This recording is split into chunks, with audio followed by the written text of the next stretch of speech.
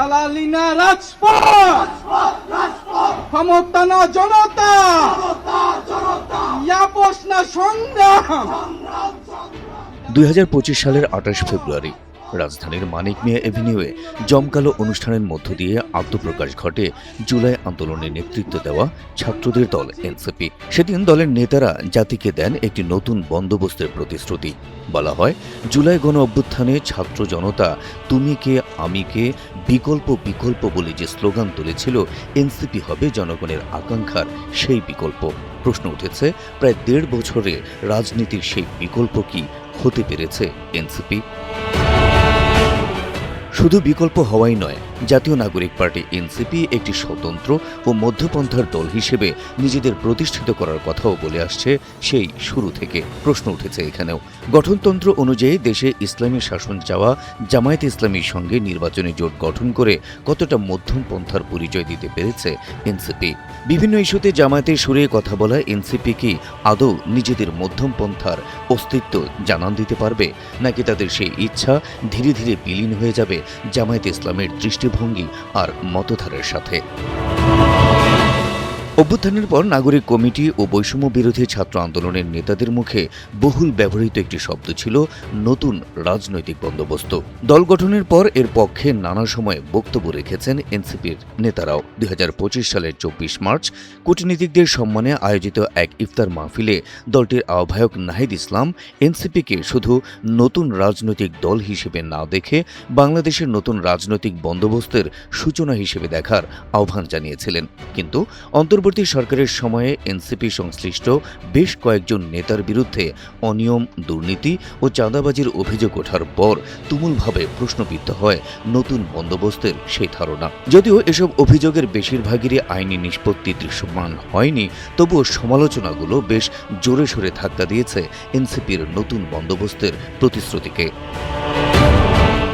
শুধু নতুন রাজনৈতিক বন্দোবস্ত নয়, বিশ্লেষকরা বলছেন এনসিপির মধ্যম পন্থার দল হিসেবে প্রতিষ্ঠিত হওয়ার বিষয়টিও এখন মারাত্মকভাবে প্রশ্নবিদ্ধ।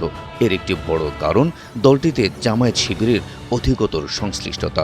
সংসদ নির্বাচনের আগে জামায়াতের সঙ্গে নির্বাচনের জোট, নির্বাচনের পর এনসিপিতে একের পর এক জামায়াত শিবির সংশ্লিষ্টদের যোগ দেওয়ার বিষয়টি প্রশ্নের মুখে ফেলেছে মধ্যম পন্থার ধারণাকে। কিছুদিন আগে ইসলামী ছাত্র শিবিরের সাবেক নেতাদের উদ্যোগে গঠিত প্ল্যাটফর্ম আপ বাংলাদেশ নিজেদের সংগঠন বিলুপ্ত করে এনসিপিতে যোগ দিয়েছেন। বিলুপ্ত আপ বাংলাদেশের আহ্বায়ক আলী আহসান জুনায়েদ ও প্রধান সমন্বয়কারী রাফেজ সালমান রিফাত দুজনেই শিবিরের ঢাকা বিশ্ববিদ্যালয় শাখার সাবেক সভাপতি। এদের মধ্যে আলী আহসান জুনায়েদকে করা হয়েছে এনসিপির সর্বোচ্চ নীতি নির্ধারণী ফোরাম রাজনৈতিক পর্ষদের সদস্য। এছাড়া এনসিপির কেন্দ্রীয় নেতৃত্বের একটি অংশের অতীত রাজনৈতিক পরিচয় নিয়েও প্রশ্ন উঠেছে।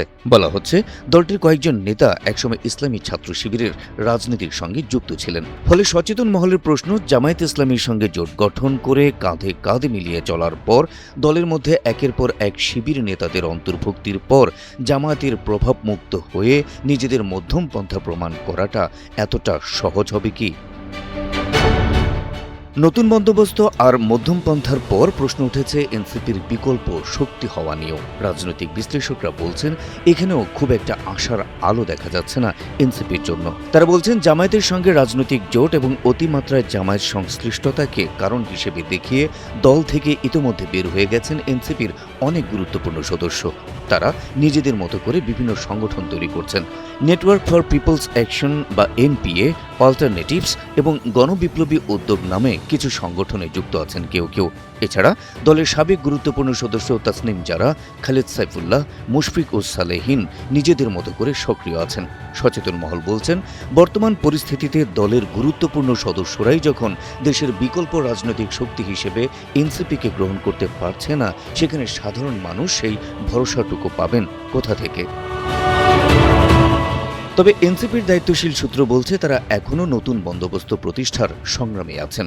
মধ্যম পন্থা হিসেবে স্বতন্ত্র অবস্থান তৈরির চেষ্টা তাদের এখনও অক্ষুণ্ণ আছে। নেতৃবৃন্দ বলছে, বিভিন্ন ইস্যুতে এনসিপির চাওয়ার সঙ্গে জামায়াতের চাওয়ার মিল আছে, তবে যেখানে ভিন্ন মত আছে সেখানে নিজেদের অবস্থান জানাতে ভুল করে না এনসিপি।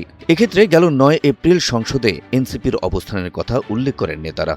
সেদিন মুক্তিযুদ্ধের সময় পাকিস্তানি হানাদার বাহিনীর সহযোগী হিসেবে তৎকালীন মুসলিম লীগ, জামায়াত ইসলামী ও নেজামে ইসলাম পার্টির নাম বহাল রেখে জাতীয় মুক্তিযোদ্ধা কাউন্সিল বা জামুকা অধ্যাদেশকে আইনি রূপ দিতে সংসদে বিল উত্থাপন করা হয়। বিলটির বিষয়ে জামায়াত আপত্তি জানালেও এনসিপি কোনো আপত্তি নেই বলে জানায়।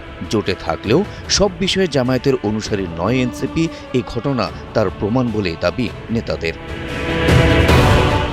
জামায়াতের সঙ্গে জোট নিয়ে সমালোচনার প্রেক্ষিতে এনসিপির নেতাদের যুক্তি, নিজেদের সাংগঠনিক ভিত্তি মজবুত না হওয়ায় নির্বাচনের আগে একটি জোট হওয়া অনিবার্য ছিল। 1 বছর পূর্ণ না হতেই যেহেতু একটি দলকে নির্বাচনে যেতে হয়েছিল, তাই জোট না হলে সংসদের প্রতিনিধিত্ব না থাকার একটা আশঙ্কা ছিল।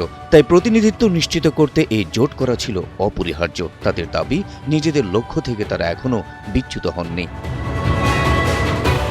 রাজনৈতিক বিশ্লেষকরা বলছেন, এটি অস্বীকার করার উপায় নেই যে অভ্যুত্থানের পরপর এনসিপি নেতাদের যে গ্রহণযোগ্যতা ছিল, দল গঠনের পর থেকে নানা কারণে তা অবনতির দিকে ধাবিত হচ্ছে। তবে সময় ফুরিয়ে যায়নি। এখনও দেশের জনগণের একটি উল্লেখযোগ্য অংশ জুলাইয়ের এই ছাত্র নেতৃত্বকে সম্মানের চোখে দেখে। লক্ষ্যে পৌঁছতে হলে এনসিপিকে সেই মানুষগুলোর বিশ্বাস আর আস্থা অর্জনে মনোযোগী হতে হবে। দলের স্বচ্ছ ভাবমূর্তি প্রতিষ্ঠা করতে হবে। অন্যের পায়ে নয়, শির উঁচু করে দাঁড়াতে হবে নিজেদের পায়ে। Habib Rasel, NTV online.